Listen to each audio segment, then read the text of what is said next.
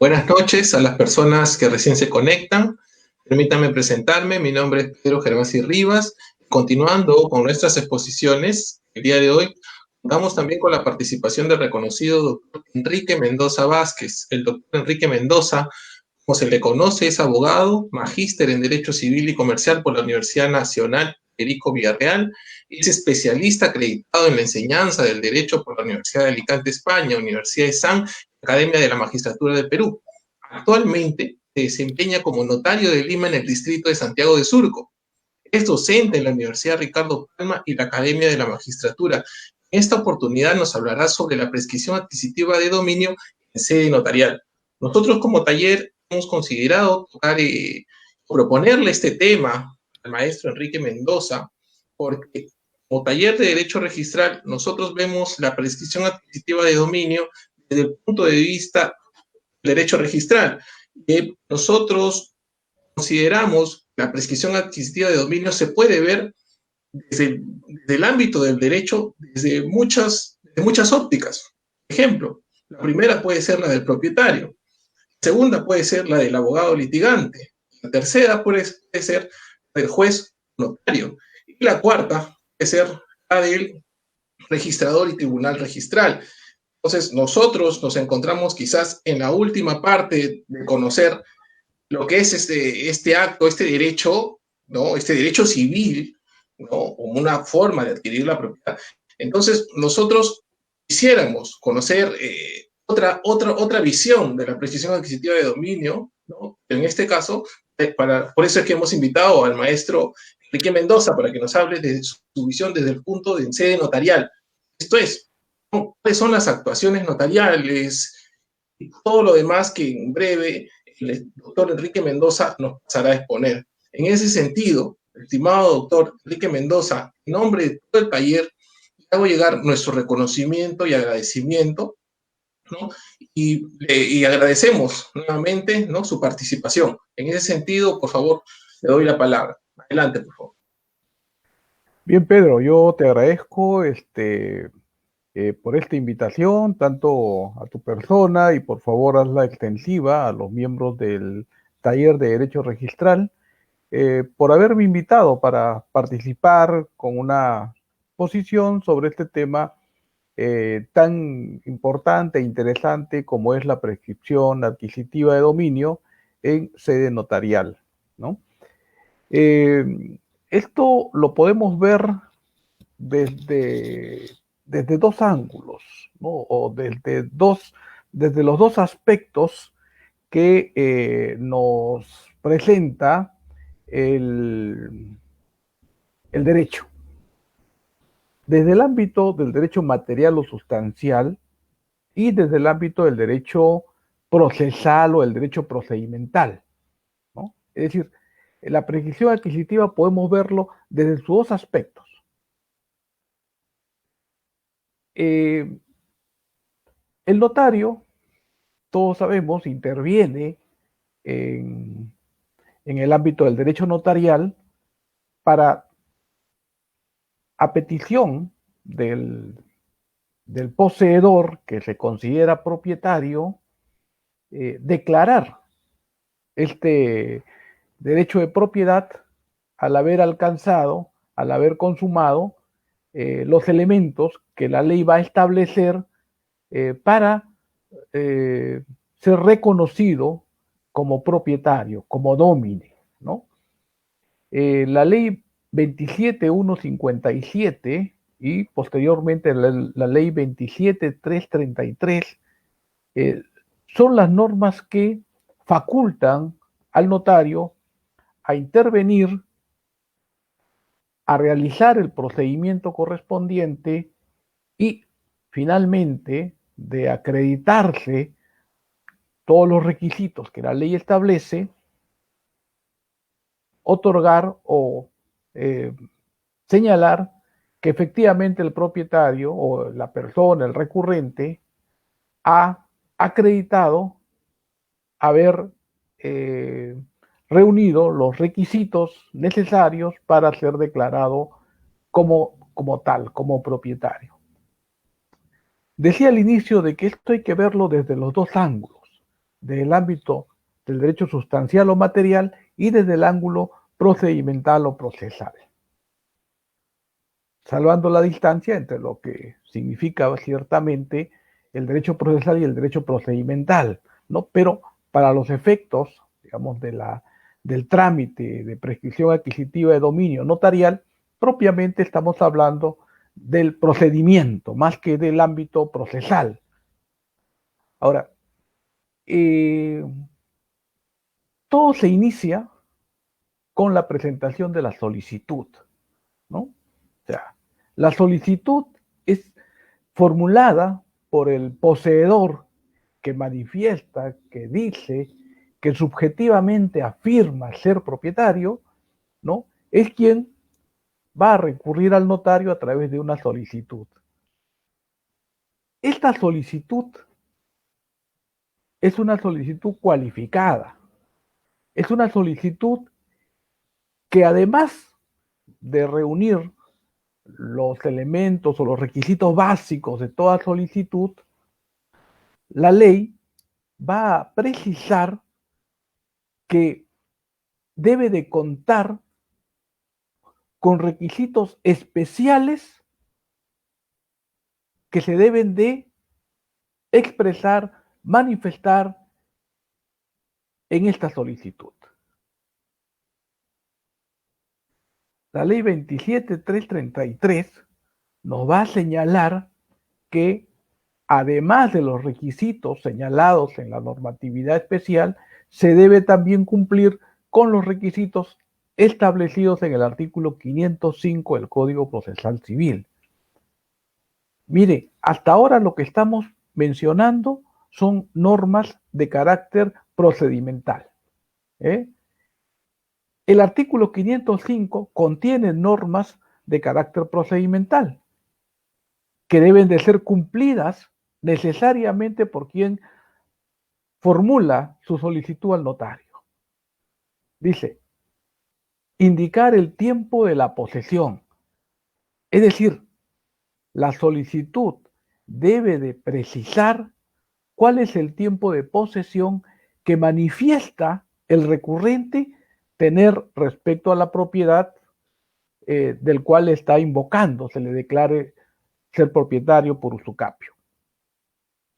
Debe de señalar la fecha en el que ingresó, en el que tomó posesión. Y no solamente eso, sino además la forma de la adquisición, cómo lo adquirió, de qué manera adquirió esa propiedad. En mi experiencia, yo les puedo decir que muchos abogados obvian el señalar tanto la fecha como la forma de adquisición, lo cual, si no contiene esos elementos o esos requisitos, el notario no puede dar trámite a dicha solicitud, puesto que se está incumpliendo un requisito especial de admisibilidad, hablando en términos procesales judiciales, de la solicitud. ¿Qué pasa si el notario no lo advierte? Se sigue el trámite, se hace la publicación al que alude la norma y que está señalado en el esquema anterior, ¿no? Y finalmente se dicta la escritura, se procede a escriturar. Si no se ha señalado la fecha y la forma de adquisición, ahí diríamos que hay un problema de inicio. Hay una omisión que no se ha cumplido. Luego dice la norma que debe describirse el bien con la mayor exactitud posible y adjuntar los planos y la memoria descriptiva visados por la autoridad municipal. Aquí hay un problema que se presenta en la praxis. Resulta que el tribunal registral ha señalado de que se puede presentar los planos y la memoria descriptiva visados por el, el ingeniero inscrito en la SUNAR, el ingeniero visador de la SUNAR. Y que si se presentan los planos visados por ingeniero registrado o inscrito en la SUNAR, ya no es necesario la presentación de planos y memoria descriptiva visados por la autoridad municipal. ¿Hasta qué punto esa decisión está acorde con lo que establece este artículo 505, inciso 2 del Código Procesal Civil? ¿Puede el notario, fundado en una norma de carácter administrativo, en una jurisprudencia administrativa, decir, no le exijo que me presente el plano visado por la autoridad municipal, no obstante que el Código Procesal Civil lo impone como requisito especial, puesto que acá hay una regla de carácter administrativa que me dice que es suficiente con el plano visado por el ingeniero registrado en la SUNARP? Eh, ahí hay un problema, ¿no? Al menos particularmente, creo que mientras por la jerarquía de normas, el Código Procesal Civil evidentemente es una norma de orden superior que está en un plano jerárquico utilizando la estructura kelseniana por encima de las resoluciones administrativas o de la jurisprudencia del Tribunal Registral. Entonces, omitir, que el notario omita o prescinda de los planos y memoria descriptiva visados por la autoridad municipal, no me parece lo correcto, porque en todo caso tendría que modificarse el Código Procesal Civil, más aún si nos dice que son requisitos especiales. Y bueno, finalmente dice copia literal de los asientos respectivos de los últimos 10 años si se trata de inmuebles urbanos, ¿no? Entonces, estos son aspectos de carácter procedimental, adicionalmente a otros requisitos de carácter procedimental que también la norma va a precisar, ¿no? Pero adicionalmente también el notario debe de verificar el cumplimiento de las normas de carácter sustancial. En este caso, el artículo 950 del Código Civil, aquel que dice que la prescripción adquisitiva requiere de la concurrencia de manera copulativa o conjunta de cuatro elementos, ¿no?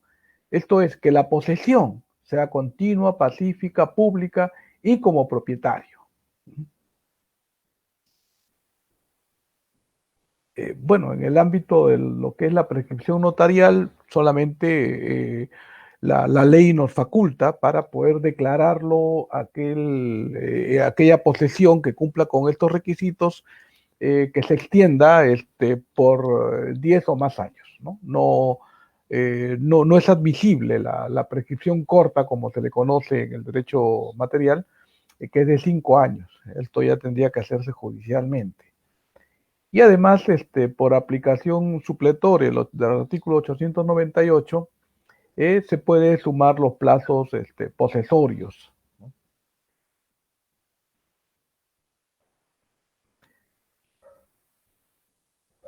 Veamos ahora el ámbito sustancial de la prescripción adquisitiva, ¿no? ¿Qué es lo que hay que tomar en cuenta para poder evaluar, para poder decidir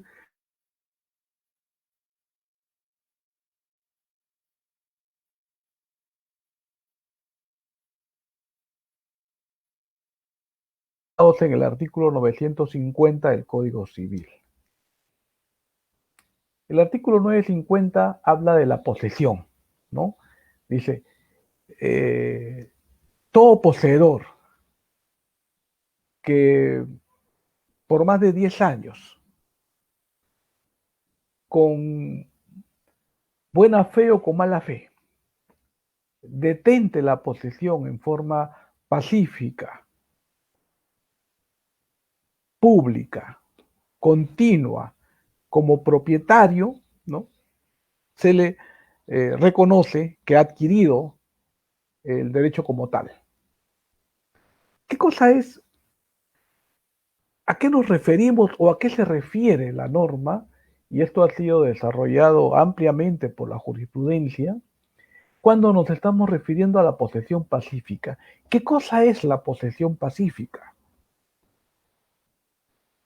La jurisprudencia ya recientemente ha identificado esta posesión pacífica como aquella posesión que se realiza sin que exista ningún altercado, sin que haya ninguna pugna, ninguna lucha entre el poseedor con el propietario registral, ¿no?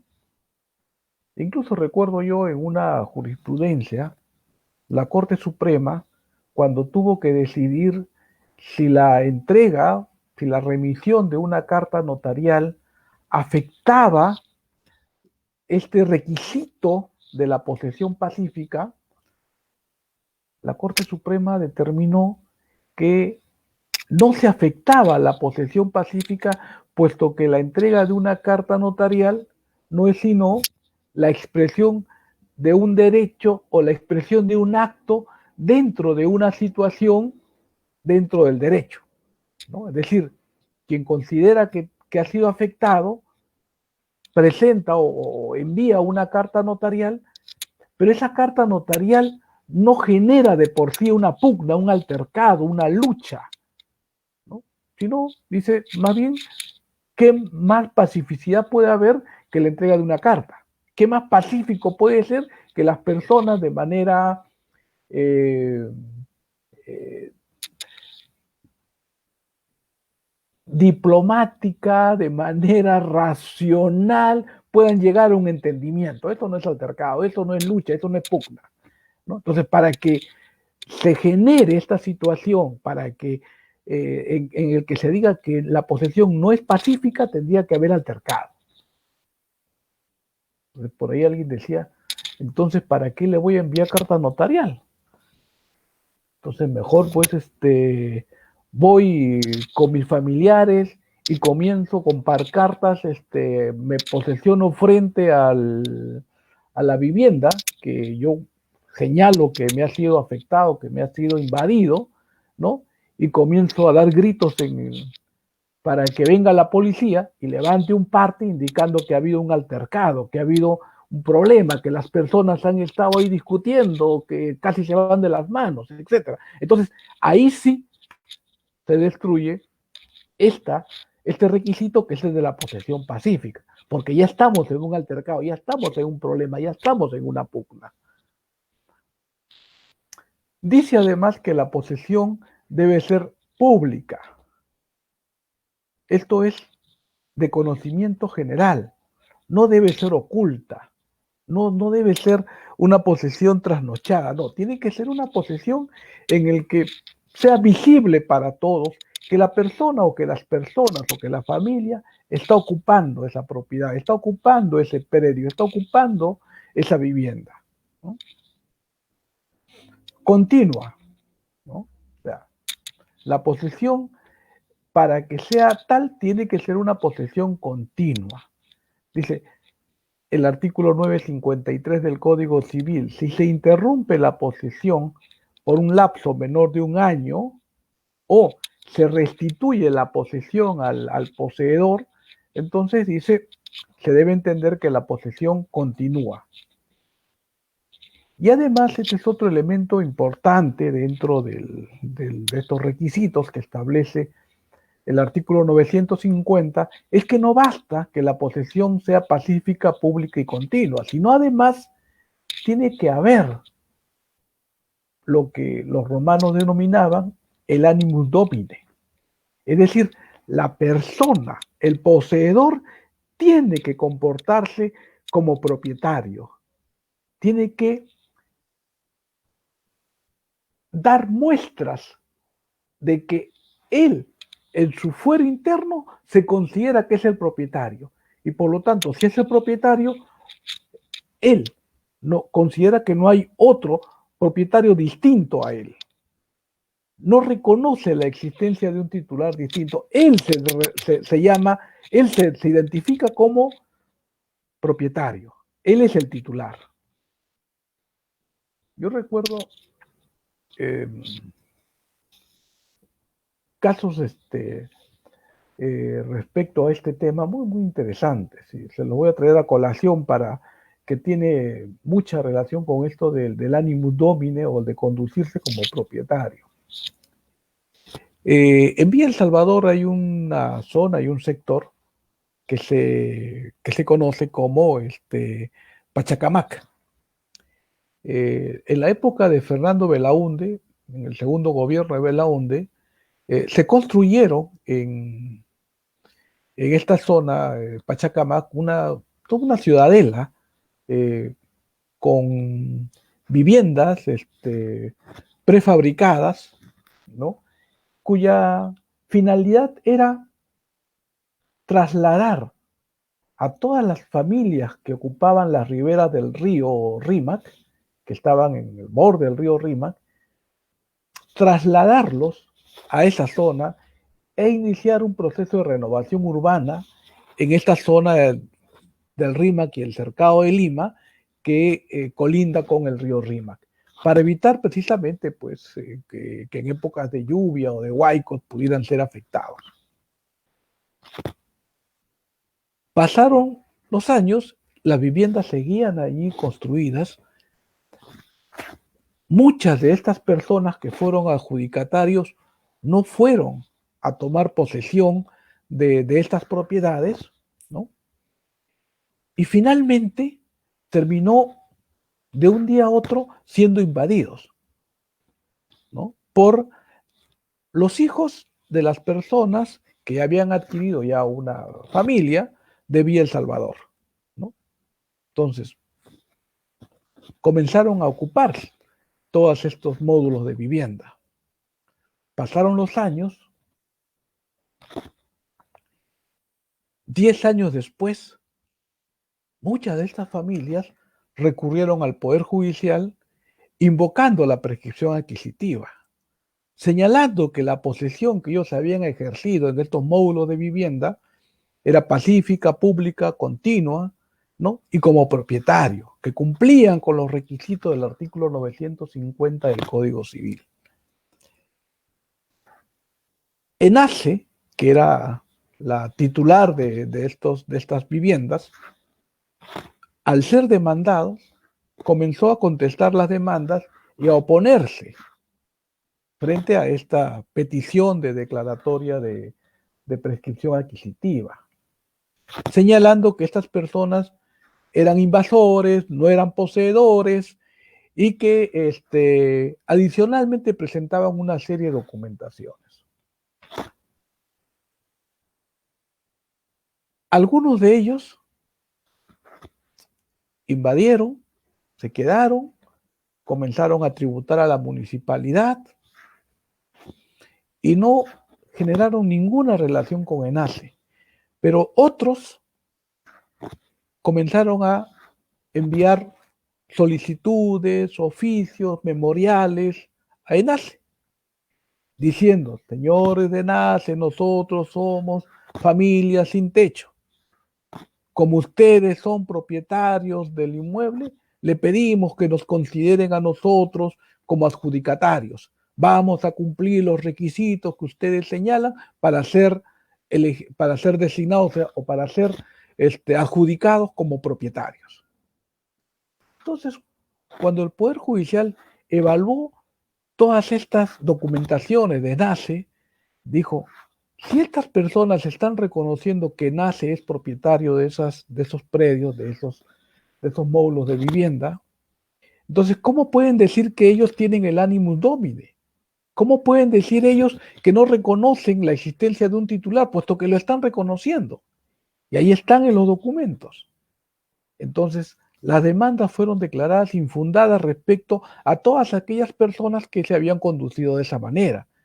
Mientras que en los otros, en los que NACE no pudo probar que estas personas habrían recurrido a ellos para solicitar la adjudicación, sino que se habían comportado como propietarios desde un principio, ellos sí fueron declarados, ¿no? La prescripción adquisitiva fue declarada fundada. Entonces, qué importante es dentro de estos requisitos este requisito de conducirse como propietario.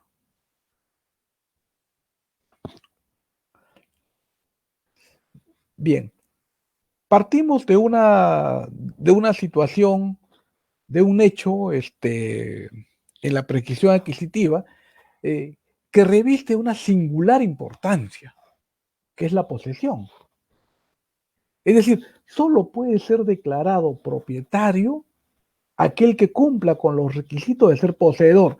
Además, ciertamente, de los otros elementos que ya hemos visto, pero el elemento principal, la base, es la posesión, o sea, es estar en posesión del bien. Solo puede ser propietario por prescripción adquisitiva o por usucapio quien posee el bien. Entonces, ¿quién es el poseedor? ¿A quién es el que tiene el título de poseedor? Dice, la posesión es el poder jurídico que tiene una protección legal y que se objetiviza en una situación de hecho. O sea, poseedor es quien está detentando el bien.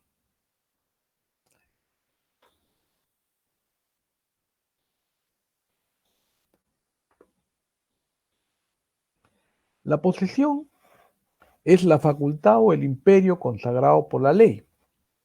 Es la situación de hecho existente entre el sujeto y el bien.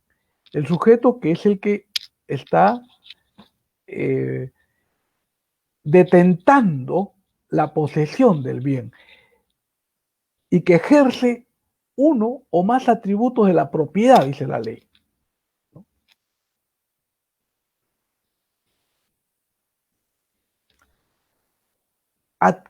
El poseedor es quien adquiere la posesión de un bien por voluntad propia. Y aquí hay que distinguir entre posesión con corpus y posesión con corpus y ánimos.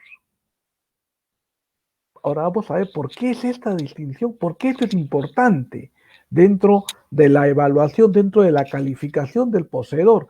Porque amigos, no todo poseedor tiene voluntad o tiene vocación prescriptoria. Hay poseedores que son simples detentadores que no pueden adquirir por prescripción el bien que están ocupando, aunque lo estén poseyendo. Y hay otros que sí tienen esa vocación prescriptoria porque no solamente detentan el bien, sino además tienen el animus. Se conducen como poseedores y se reputan propietarios. La posesión puede ser adquirida de dos formas.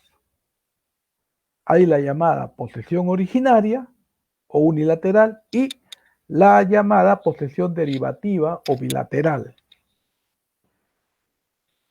Esta adquisición originaria o unilateral implica un acto del adquiriente sin que concurra la voluntad del poseedor anterior.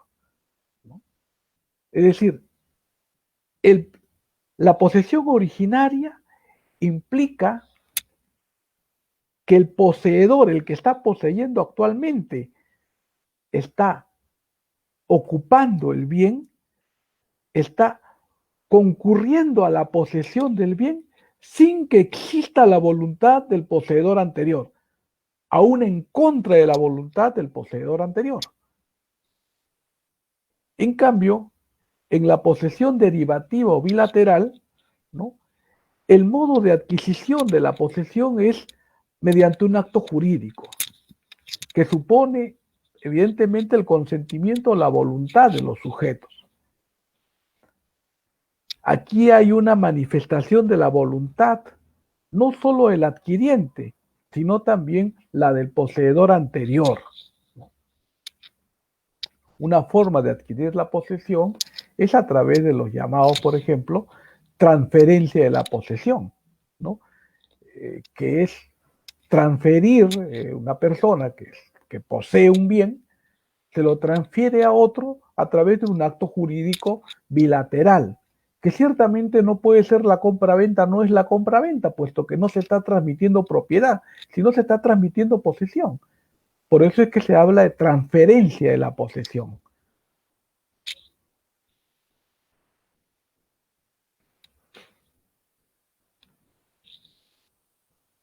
Distingamos los distintos tipos de posesión o las distintas clases de posesión. Cuando decimos posesión con corpus, ¿no?, nos estamos refiriendo al contacto físico que existe entre el poseedor y el bien y la apariencia de propiedad. Por ejemplo, yo estoy frente a una laptop, ¿no?, a través del cual me estoy comunicando con ustedes. Estoy ejerciendo un acto de posesión. Estoy físicamente a cargo de este bien que se llama una laptop. Esto trasunta una apariencia de que el titular de la laptop soy yo, aunque en realidad no lo sea, aunque de repente la laptop es de una de mis hijas o de mi hijo, o de repente de algún amigo que me lo ha prestado. El hecho de estar yo en contacto con este bien, con esta laptop, genera una apariencia para los demás de que aquel que posee el bien, aquel que detenta el bien, aquel que está en posesión de este bien, aparentemente es su propietario, ¿no? La posesión con corpus y además con animus, ¿no?, implica de que la persona, además de generar la apariencia de que es propietario, se conduce como si fuera su propietario. Es decir, en algún momento yo digo mi laptop. En algún momento yo puedo decir, uy, mi laptop Lenovo le está fallando el contacto, ¿no? O podría yo mencionar, mire, si a alguno de ustedes les interesa comprar un equipo, un laptop Lenovo, el que estoy utilizando, por favor me avisan. Es decir, ya no solamente hay una apariencia, sino además yo me estoy conduciendo frente a los demás como si yo fuera propietario del bien. Aunque no lo sea, aunque de repente no lo soy, ¿no? Y ese corpus más ánimo, ese es el que genera la prescripción adquisitiva. Por eso es importante que el notario, cuando quiera evaluar, verificar si es que la persona que solicita se le declare como propietario, realmente cumpla con estos elementos, con estos requisitos necesarios para poder discernir si existe o no existe el derecho a ser declarado como tal.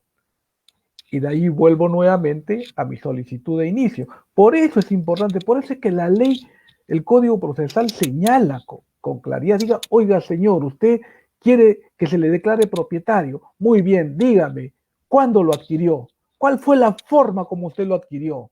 ¿De qué manera ese bien ingresó dentro de su poder como poseedor? Descríbame el bien. Señáleme de qué se trata, presénteme los planos.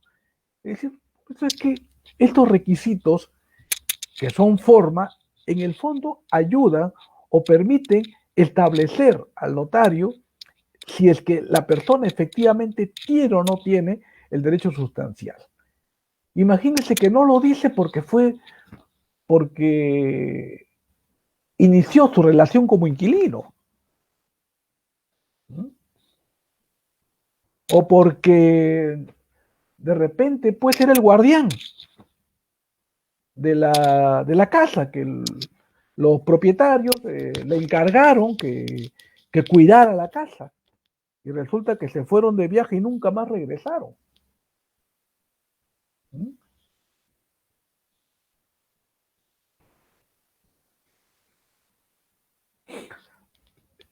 Existe también, tanto en la legislación como en la doctrina, otros tipos de posesión. Por ejemplo, el servidor de la posesión. El servidor de la posesión es un simple detentador, no tiene la condición de poseedor, no refleja tampoco la apariencia de propietario. ¿Alguien duda, por ejemplo, de que un vigilante que está postado en la puerta de ingreso de un edificio sea propietario del edificio? No, porque por la labor que realiza es evidente que es un vigilante. Y si es un vigilante, no es el propietario, ¿no? Es decir, ¿es poseedor? Sí. ¿Por qué? Porque de repente hasta está sentado detrás del mostrador, es el que atiende, es el que le dice buenos días, buenas tardes, le permite el ingreso y todo lo demás, pero por la labor que realiza es evidente que no tiene la apariencia de propietario. Esta persona o este poseedor carece de corpus, no tiene corpus. En la universidad, por ejemplo, vamos, nos sentamos en la carpeta, ¿no? Para todos está claro que somos poseedores, o sea, estamos en posesión del bien. Pero para nadie está, digamos, nadie puede concebir que es propietario de esa carpeta. No, dice, no, él es un alumno y que tiene el derecho de usar la carpeta mientras tanto permanezca en clase, pero no se lo puede llevar a su casa. O sea, es decir, es un poseedor sin corpus. Igual ocurre con el trabajador. Aquel que va a su centro de trabajo tiene la computadora que le ha dado la empresa, tiene la carpeta o el escritorio que le ha dado la empresa, tiene la silla que le ha dado la empresa, todos saben que todo eso es de la empresa. Está bien, estás en posesión. Te puedes sentar, puedes mover la computadora, puedes balancearte sobre el sillón, pero no es tuyo. Y además tampoco refleja la apariencia de propietario. Ya, ese es el servidor de la posesión. Evidentemente no tiene corpus, menos va a poder pedir la prescripción adquisitiva. El detentador. El detentador propiamente carece de corpus, ¿no? Es lo que pasa con el trabajador del centro laboral, con los familiares que llegan de visita, cuando vamos a un espectáculo público, ¿no? Salvo pues que hayan adquirido un palco en el Estadio de la U, ¿no? Pero en general, si voy a un espectáculo público, para todos es claro de que simplemente es un detentador, es un poseedor que detenta, pero no tiene el corpus.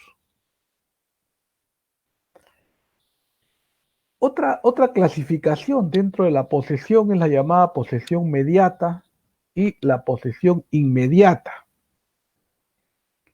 ¿Qué cosa es la posesión mediata y qué cosa es la posesión inmediata? Y esto es importante. ¿Por qué? Porque si yo soy poseedor con corpus y con animus, ¿no? Yo tengo el derecho de usar y disfrutar el bien. Entonces, yo lo puedo alquilar, lo puedo arrendar, lo puedo ceder en uso, lo puedo dar en comodato para que otra persona lo use, para que otra persona lo detente. Pero la titularidad sigue siendo mía, yo sigo siendo el poseedor. Solo que en este caso yo soy un poseedor mediato, porque a través de un acto jurídico, a través de un contrato, yo he cedido la posesión a un tercero. Y ese tercero, si bien es cierto, está poseyendo, pero esa posesión es inmediata, pero esa posesión está vinculada a mi persona. Él depende de mí. Él me da cuenta a mí. Entonces, por lo tanto, yo puedo sumar el plazo prescriptorio si es que tengo la calidad de poseedor mediato. Pero el poseedor inmediato, ese no puede ni siquiera poseer. ¿Por qué? Porque no tiene corpus.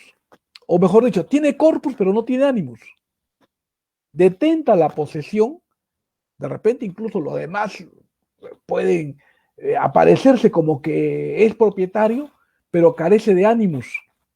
¿Por qué? Porque él sabe que esa propiedad o ese bien tiene un poseedor mediato que es aquel que le ha cedido la posesión en virtud de un contrato, que puede ser un contrato de arrendamiento, vuelvo a repetir, puede ser un contrato de comodato, puede ser un contrato de uso, etcétera.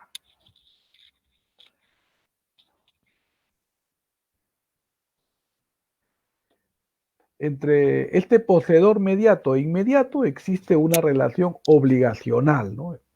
Esta relación obligacional es de acreedor y deudor, de tal manera, de tal forma, que si este deudor, pongamos un arrendatario, vencido el plazo del contrato de arrendamiento, no me devuelve el bien, yo como poseedor mediato, en virtud de ese contrato de arrendamiento, tengo el derecho de demandarlo por desalojo. Y él no podrá oponerse. Y si se opone, el juez declarará infundada la oposición y ordenará que entregue el bien. ¿Por qué? Porque hay una relación obligacional. Oye, tú, arrendatario, estás obligado a devolver el bien a quien te lo entregó. En este caso, al arrendador. No, pero el arrendador no es propietario. Acabo de saber que el propietario es el señor Juan Pérez. Y en todo caso, yo le voy a entregar a Juan Pérez. El juez le va a decir, no, señor, usted le entrega a aquel que le entregó. El problema de Juan Pérez es con el poseedor mediato. El problema de Juan Pérez es con su arrendador, no con usted. Y los jueces en ese sentido han sido uniformes en ordenar ello. Puesto que se trata de una relación que está regulada por el derecho de las obligaciones. Está regulado en virtud de este contrato.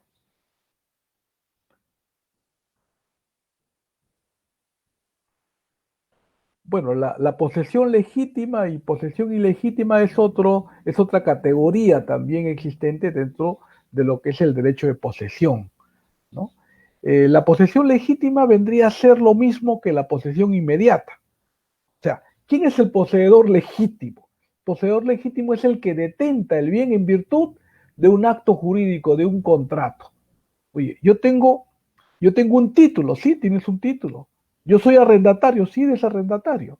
Entonces, pero eres poseedor inmediato. Lo opuesto es la posesión ilegítima, pues el contrato o acto jurídico que constituye el título presentan vicio de validez o ineficacia, ¿no? O sea, ¿qué sería, por ejemplo, la posesión ilegítima? Posesión ilegítima es aquel título en virtud del cual yo entro en posesión del bien en la creencia de que quien me vendió, por ejemplo, la propiedad era el propietario, pero luego resulta que no lo era. Entonces, esa titularidad se convierte en ilegítima.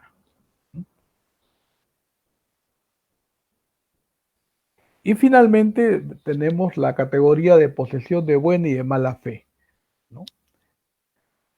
Solo podemos hablar de posesión ilegítima, de buena fe, cuando se desconoce que el acto jurídico o contrato tiene vicios de validez o ineficacia, ¿no? Es decir, yo no sabía que el bien que me estaba vendiendo Juan no le pertenecía. Yo creía que sí le pertenecía, pero resulta que no.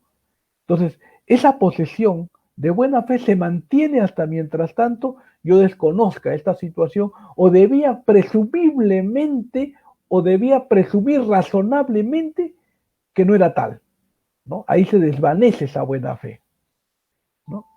y la posesión es de mala fe cuando, a sabiendas que el acto o contrato es nulo o ineficaz, el sujeto continúa en posesión del bien.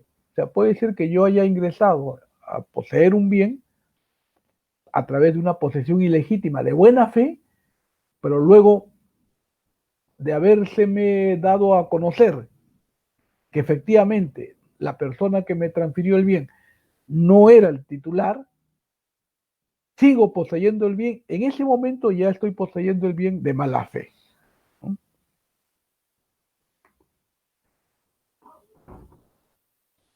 Muy bien, hemos querido compartir con ustedes estas experiencias que creo que es importante, sobre todo para poder resaltar la importancia que tiene la prescripción adquisitiva y la importancia también que tiene el notario o el operador jurídico a quien le corresponda resolver, que puede ser también el juez, o en el caso de la prescripción administrativa, los entes a cargo de tal acción, ¿no? La importancia de poder identificar cuándo estamos frente a un poseedor que tiene derecho a ser reconocido, a ser declarado propietario del mismo.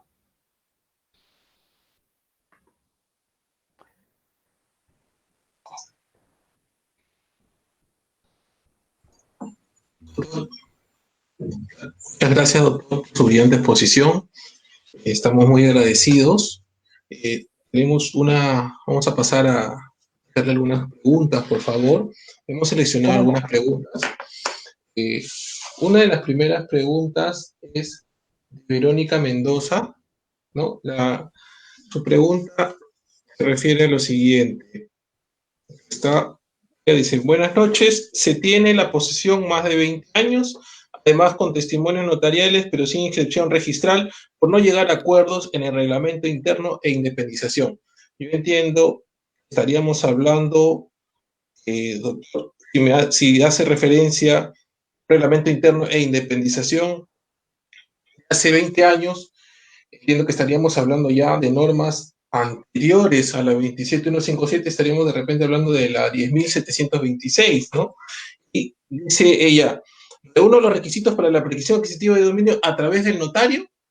Eso es lo que ella nos pregunta, estimado doctor, ¿no? Ella dice, tengo 20 años, ¿no?, de posesión, ¿no?, testimonios notariales, entiendo tiene títulos, ¿no?, que seguramente le habrán transferido, ¿no?, la propietaria en su momento, pero por acuerdos de reglamento interno e independización, seguro no procedió su inscripción, y su consulta ahorita es, uno de los requisitos para la prescripción adquisitiva de dominio. A ver, vamos a tratar de entender la pregunta, ¿no? O sea, ¿cómo puedo acceder a la prescripción adquisitiva? Si estamos dentro de un predio que se ubica en una propiedad horizontal, es decir, en una edificación por departamentos, ¿no? Entonces, si yo pruebo que estoy en posesión del bien, ¿no?, por el lapso de 10 años como mínimo que establece la ley cuando se trata de posesión de mala fe y sin justo título, bastaría con que yo acredite esa situación. Ahora, la norma exige además de que debe de identificarse plenamente el bien, o sea, el bien que se está poseyendo. ¿Cómo identifico el bien? A través de los planos. ¿Quién elabora los planos? Evidentemente el ingeniero o el arquitecto colegiado correspondiente debidamente visado por la municipalidad. Ahora, ¿tiene alguna relación eso con el reglamento interno? ¿No? En principio, este departamento o esta sección, se entiende, debería estar comprendido dentro de los departamentos, dentro del reglamento interno, formando parte de la edificación. Ahora, ¿qué pasa si es que este departamento o esta sección en realidad no está dentro del reglamento interno porque forma parte de los aires? Y los aires, según el reglamento interno, son de uso común. Esa es Claro, otra cosa. Me parece que por ahí va el problema, ¿no? Porque hay situaciones en las cuales, por ejemplo, se ha edificado sobre la azotea, ¿no? Se han generado espacios que ahora, digamos, en los hechos, son un pequeño departamento, un mini departamento, pero que no van a poder ser formalizados debido a que el reglamento interno establece que los aires son comunes. Entonces ahí lo que necesariamente van a tener que hacer es llegar a modificar ese reglamento interno a través del acuerdo, del concurso de los propietarios. No hay otra forma para desafectar eso. Pero Claro. si esa no fuese la situación, entonces yo no veo ningún inconveniente en que no pudiera resolverse por prescripción este problema que nos plantea vuestra oyente y vuestra concurrente, ¿no? Gracias, doctor. Tenemos una pregunta similar de Antonio Robles. Él nos dice que él adquirió un predio, ¿no?, bajo la ley 10.726, ¿no?, una propiedad exclusiva, ¿no?, dentro de un régimen de propiedad horizontal. Y él dice, adquirió la propiedad, se la vendieron, pero no pudo acceder al registro. Él nos comenta que su unidad está en el primer piso. Y dice, ¿no? ¿Qué más dice? Su unidad está en el primer piso, ¿no? Y es más, y consta inscrito la descripción de su unidad en registros públicos en el reglamento interno. Sin embargo, no logró la independización de esa unidad. Sin embargo, dice que en mérito a ese reglamento interno, otras unidades sí lograron independizarse. Esto es, algunas otras no se han independizado. El registro, ahora él dice que cuando se acercó al registro evidentemente publicita por mérito de sus títulos archivados esa unidad. Sin embargo, no hay planos, porque seguramente dice que en aquellos años no eran tan rígidas las inscripciones y solamente obran planos de las unidades independizadas, pero en el reglamento interno se describe su unidad. La propietaria de aquel año le vendió. Lo único que pasó es, no se independizó, no procedió su compra-venta, también la tiene, dice. Entonces dice, ¿podría él escribir su unidad que está en el primer piso? A ver, ahí habrían dos vías, dos medios, ¿no? Uno sería adecuando el reglamento interno que está con la ley anterior a la ley vigente. ¿Con qué finalidad? Con la finalidad de que puedan sanear todas las unidades que no pudieron ser en su momento independizadas. O sea, ahí el problema debe ser de independización, de generar una partida independizada respecto a todos los departamentos, siendo uno de los afectados él, ¿no? Entonces, eso implicaría nuevamente la necesidad de que pueda la Junta de Propietarios convocarse, reunirse y poder adecuar el reglamento y poder sanear todo lo que quedó inconcluso. Puesto que me imagino que ya la empresa edificadora pues ya dejó de operar. Y la otra alternativa es hacerlo a través de la prescripción adquisitiva, ¿no? Debiendo él recurrir al ingeniero, al arquitecto correspondiente para que le elabore los planos, ¿no? Digamos, del espacio que él está ocupando, ¿no?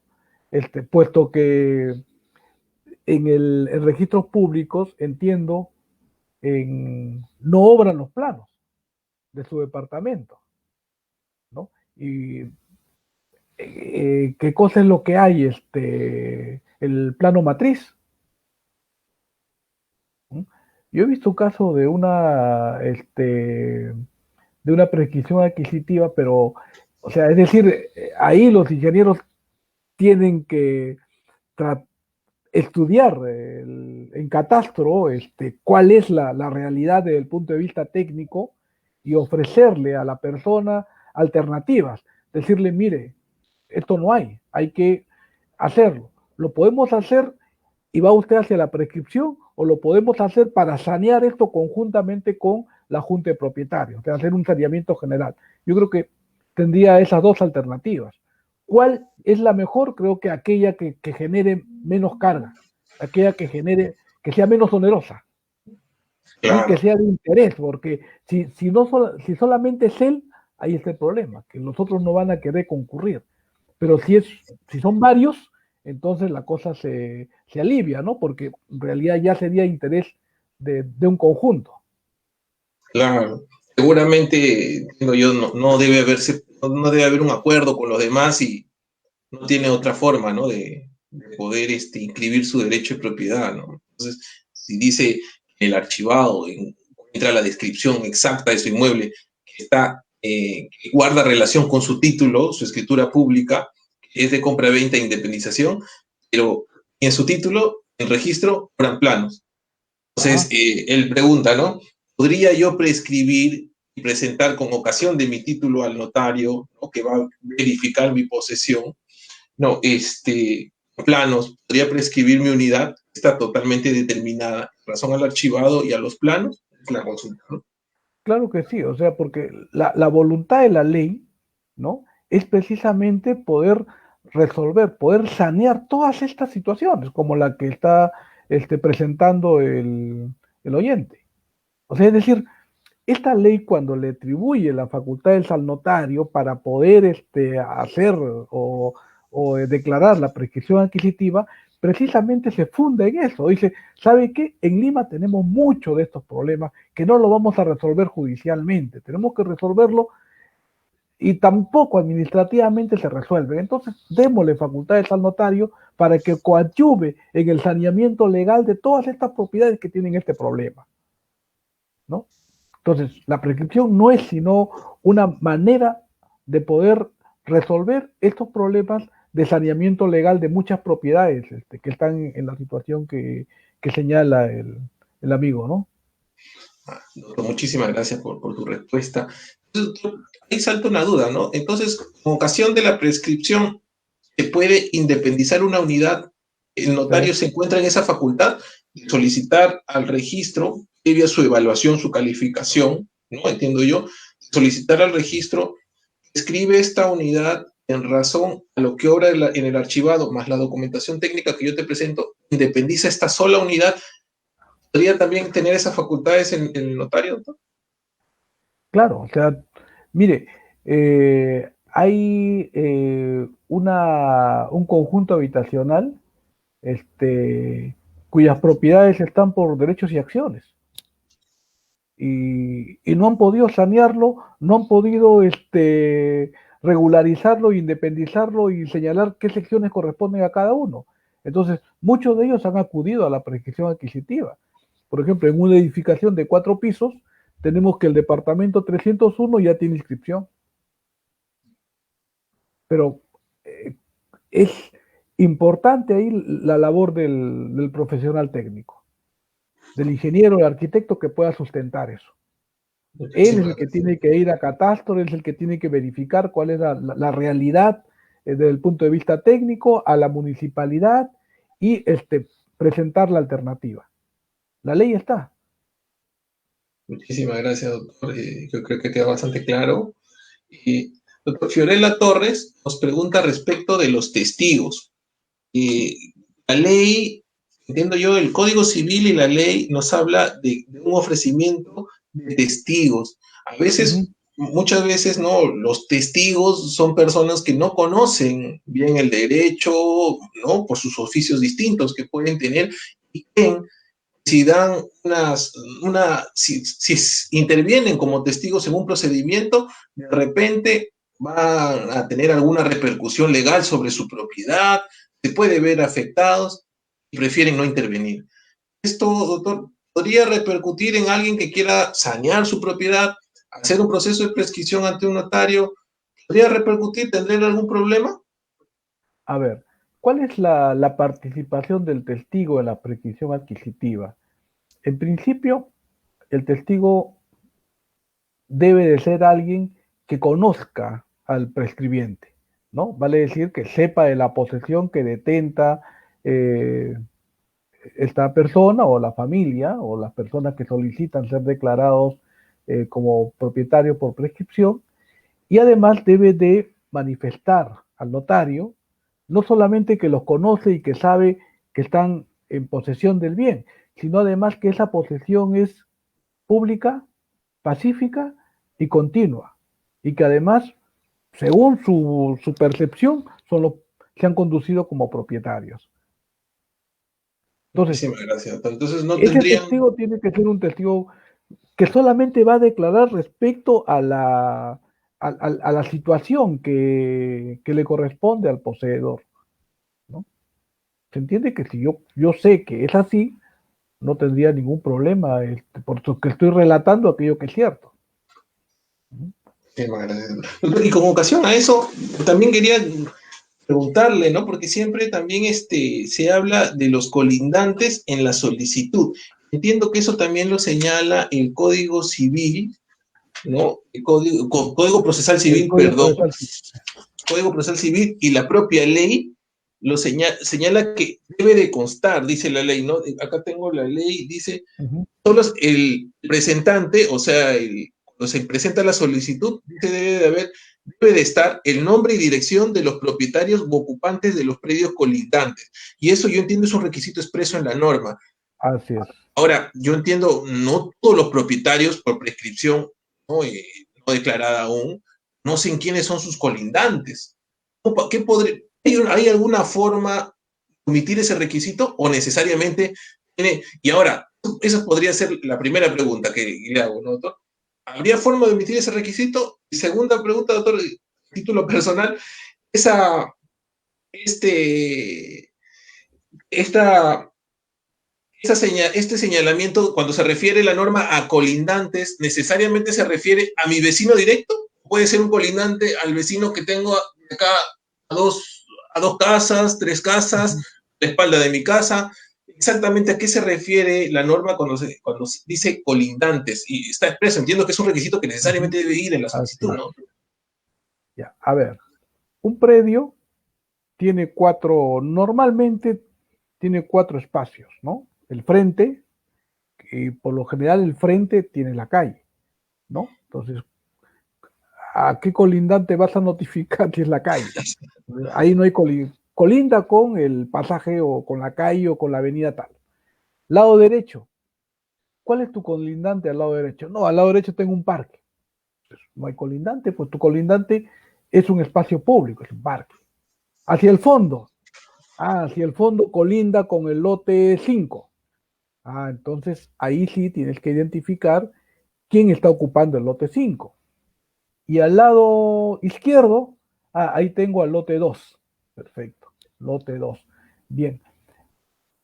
Esos datos los obtenemos nosotros de la memoria descriptiva. O sea, en la memoria descriptiva que elabora el ingeniero nos indica cuáles son, o sea, quiénes colindan con el predio que es materia de prescripción.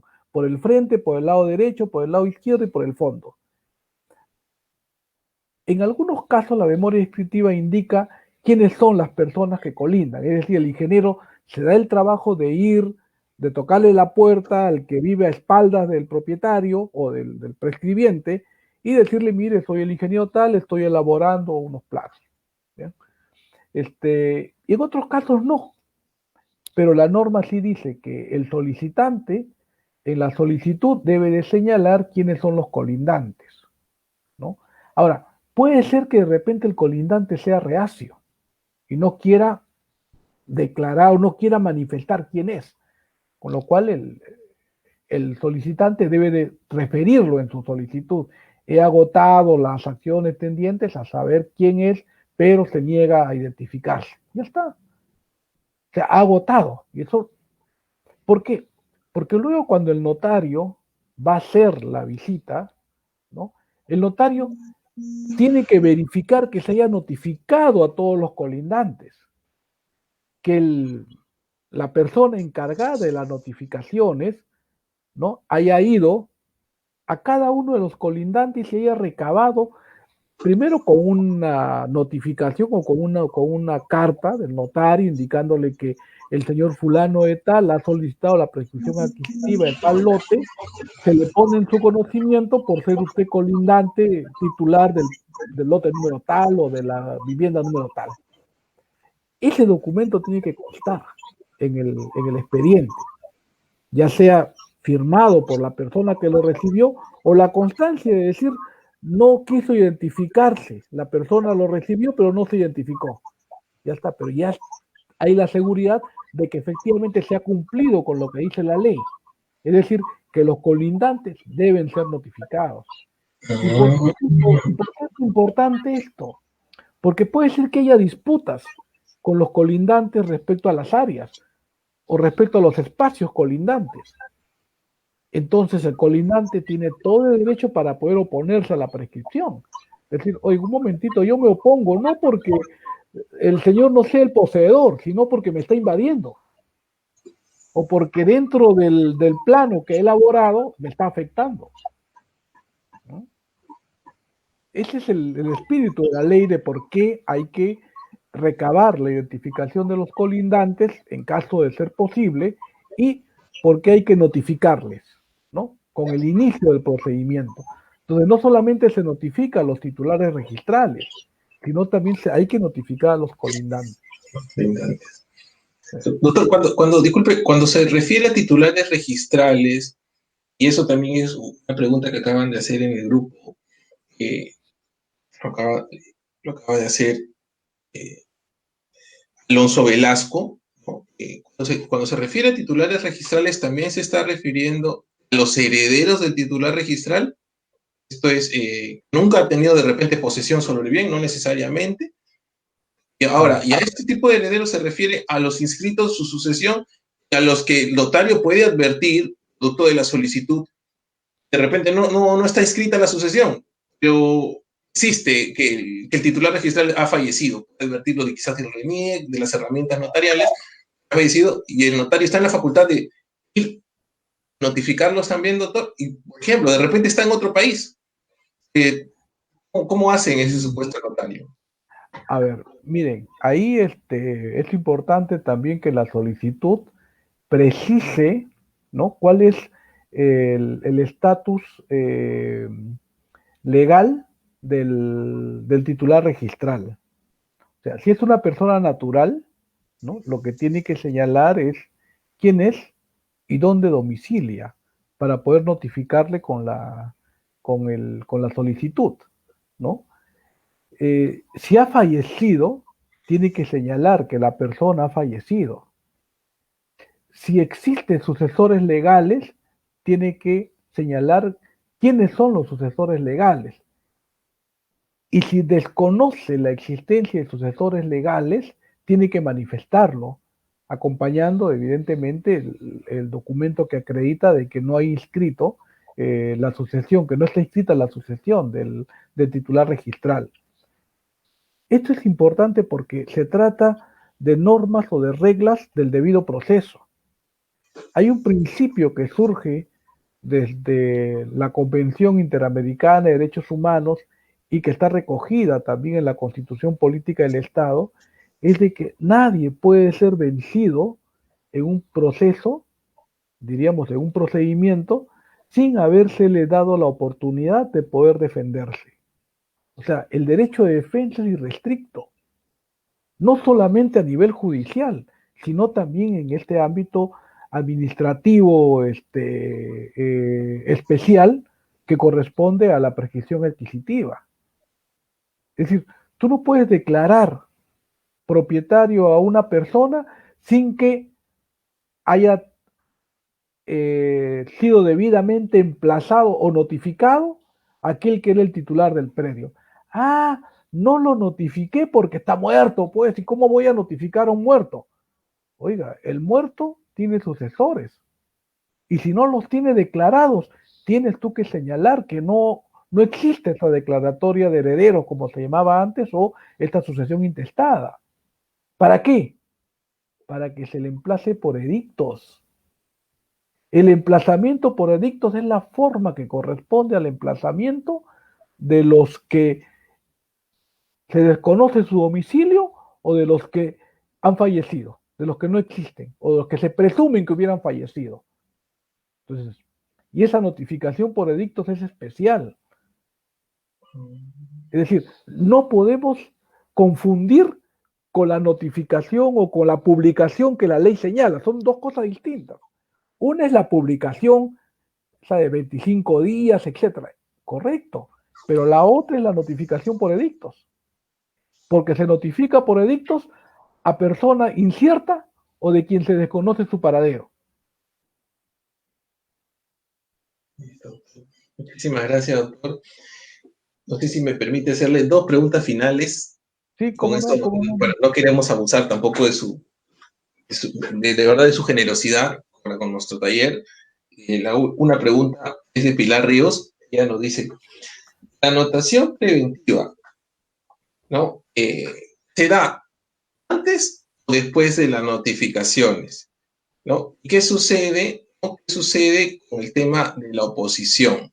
Esto es, inmediatamente se presente, no sé, yo supongo, un colindante que de repente no tiene el más mínimo derecho, se opone porque simplemente tiene miedo, supongo.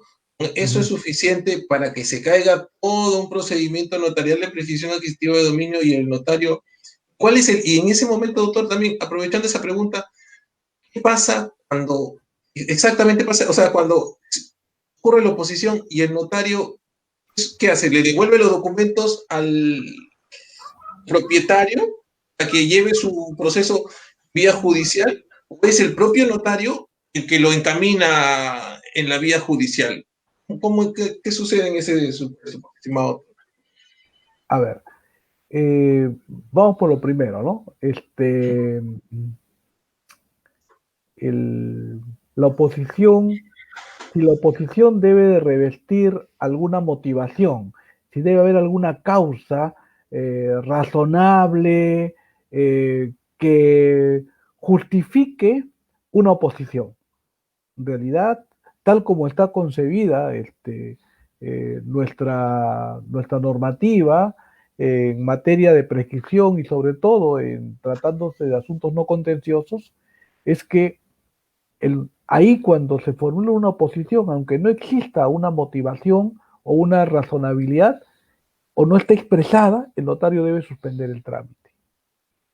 Esto parte de un principio, y es el principio de que la actuación del notario se realiza siempre dentro de un ámbito del consenso, se realiza siempre dentro del ámbito de que todos están de acuerdo, de que no hay nadie que manifieste alguna duda siquiera. Por eso es importante llevarse bien con los colindantes, ¿no? O sea, como tú dices, pueden formular oposición a veces hasta por desconocimiento. Por eso yo felicito a algunos ingenieros, arquitectos, que conversan con los colindantes, que les expresan cuál es la razón, el motivo, y eso les da confianza. Cuando se actúa con transparencia, las personas confían, pero si se actúa sin transparencia, las personas desconfían, ¿no? Entonces, es bueno siempre ser transparente, sobre todo con los vecinos que están colindando con la propiedad. Eh, Ahora, el tema de qué pasa cuando se formula oposición. Mire, en el proceso se inicia en principio por una petición formulada por el que manifiesta tener un derecho subjetivo y que se expresa en la demanda dirigida ante el juez. Yo no puedo sustituir la voluntad del prescribiente y reemplazarlo y ser yo quien me dirija al juez, porque yo no soy el interesado. Yo no sé si el interesado va a continuar o no con el trámite judicial. Puede ser que él se quede en la oposición, o sea, es su derecho, no el mío. Yo no lo puedo sustituir, no lo puedo reemplazar. Entonces, y eso es lo que ha recogido la 27333 cuando ya no expresa que el juez deberá de dirigirse al notario, o perdón, el notario deberá dirigirse al juez. Entonces, ¿qué es lo que tiene que hacer el notario? Simplemente dar cuenta de que se ha producido una oposición, comunicarle al recurrente, al solicitante que se ha formulado oposición, comunicar al colegio de notarios que se ha formulado oposición, si es que se ha anotado preventivamente registros públicos, deberá de comunicar también a registros públicos que se ha presentado la oposición para que se levante o para que se deje sin efecto, bueno, en este caso se levante la inscripción preventiva, ¿no? O la anotación preventiva, perdón, y de esa manera culmina la labor del notario, procediendo a entregarle todos los recaudos al solicitante para que sea él, en virtud de su derecho de acción, quien recurra al juez. En algunos casos he visto que algunos notarios han derivado la prescripción, digamos, el CARDEX o los documentos al juez. Y el juez se los ha rechazado, se los ha devuelto y dicho, oye, señor, usted no es el titular de la acción. A quien le corresponde invocar mi participación es a quien manifieste tener el derecho, ¿no? Que en este caso es el que pretende que se le declare propietario por prescripción, ¿no?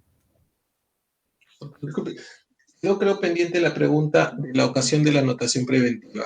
¿Se hace antes de la notificación o después de la notificación? O sea, el notario recibe el expediente, recibe, ¿no?, los documentos del propietario, lo evalúa y notifica, lo evalúa, la nota, luego notifica. Mire, ahí es una cuestión de técnica, ¿no? O sea, digamos,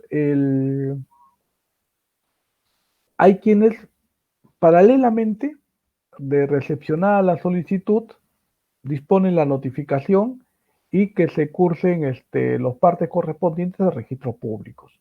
O sea, y hay quienes esperan la notificación para ver si hay oposición, ¿no? Y luego cursan la solicitud, ¿no? Yo creo que es una cuestión ya de técnica. Ahora, lo que la ley dice es que si se formula oposición y existe una anotación preventiva, el notario debe de comunicar al registrador para que levante, para que deje sin efecto esa anotación preventiva, ¿no? Lo cual nos está indicando de que el momento de la presentación de la anotación pudiera ser antes de la notificación, ¿no? Y es una cuestión, creo yo, de técnica notarial, ¿no? Y en su caso, ¿cómo usted hace, doctor? ¿Cómo evalúa esos casos? Normalmente lo hacemos conjuntamente con la publicación, ¿no? Es decir, se envía, primero se envía las notificaciones, luego se envía la publicación y más o menos al quinto día ya se está presentando, ¿no? Porque sabemos que también hay un procedimiento en la calificación. Muchísimas gracias, doctor. La pregunta final eh, quisiéramos hacerla y con esto acabamos. ¿Usted considera que la anotación preventiva, pese a ser levantada, genera efectos jurídicos? O sea, rompe el tema de la buena fe de algún tercero. Esto es cierto. Esto va de repente con el tema de la usucapión contra tablas, ¿no? Ujú. El tema en donde yo soy el tercero de buena fe, no soy el tercero registral, sino soy un tercero de Ajá. buena fe, he comprado la propiedad, he hipotecado la propiedad, ejecuto. Hay varias casaciones increíbles, Ujú. increíbles, con un resultado increíble por la Corte, pero que yo he entendido que ha habido un error de parte del prescribiente, no anotar. Ujú. Menos eso veo. Independientemente de que se levante, ¿no? Usted, ¿no? Y es una opinión, yo creo, usted que es mi maestro, yo lo conozco, lo admiro mucho, usted es su alumno del pregrado, entonces va a ser muy valioso para el taller esta opinión, ¿no? Entonces, dice que se levante la anotación preventiva, doctor. ¿Cree que se rompe el tema de la buena fe de un mal tercero? A ver, ¿qué cosa es la buena fe? Dice, dentro de la buena fe hay que distinguir la buena fe objetiva de la buena fe subjetiva, ¿no? La buena fe objetiva es aquella buena fe en la que hacemos una comparación. ¿Cómo obraría una persona, digamos, de un actuar correcto, homogéneo, o sea, dentro de un sector homogéneo, de manera adecuada, frente a esto que realizó la persona, para poder calificar si todos ellos hubiesen obrado igual o de forma distinta como obró esta persona, para poder decidir si estamos frente a un acto de buena fe o de mala fe. Entonces, miren, si yo voy a adquirir una propiedad, es evidente que previamente tengo que verificar a través de los medios correspondientes cuál es la situación legal de esta propiedad. Y si cuando hago el estudio correspondiente, advierto de que hay una anotación que en algún momento algún prescribiente o alguna persona que consideraba que tenía derecho por el tiempo transcurrido y que era propietario y lo inscribió, ¿no? O pidió su anotación, que luego se levantó. Creo que esa sola situación, ¿no? Ya ameritaría en sí enervar la buena fe, ¿no? No habría buena Porque fe de ese tercero. yo te pregunto, ¿tú comprarías esa propiedad si encuentras una que en algún momento hubo una anotación de alguien que dijo ser propietario? Claro, imposible. Es imposible. Nadie va a comprar, por más que esté levantada esa anotación preventiva, ya nadie va a comprar esa propiedad. Mira, Sí, claro. Sí, mira, Pedro, si tú, Francisco y Návar dicen lo mismo, la buena fe de ese otro que dice que no, se cae. Y esa es buena fe objetiva. y ya la subjetiva está por demás porque tiene la Es difícil poder, tendrías que ingresar dentro de la conciencia de la persona, y es bien difícil ocultar eso. Por eso es que posibilidad. la, la buena fe objetiva tiene, digamos, mayor posibilidad de poder ser advertida, ¿no? Muchísimas gracias, doctor. Sé que muchas preguntas están quedando en el aire. Quiero pedirle disculpas a los amigos No, no. del taller, lo que nos hemos excedido, aprovechando de su buena voluntad, estimado maestro. La verdad que es un gusto volverlo a ver. Y bueno, me despido de todos, agradeciéndole en nombre de todo el taller de Derecho Registral su participación, estimado doctor, de verdad que ha sido magistral. Y bueno, esperamos de verdad, si no es mucha molestia y abuso de su parte, contar con usted en una próxima oportunidad. Y de verdad, lo dejo para unas palabras finales, por favor, estimado doctor. Bueno, yo agradezco, Pedro, a los amigos del taller de Derecho Registral por la invitación a esta interesante, eh, digamos, conversatorio, ¿no?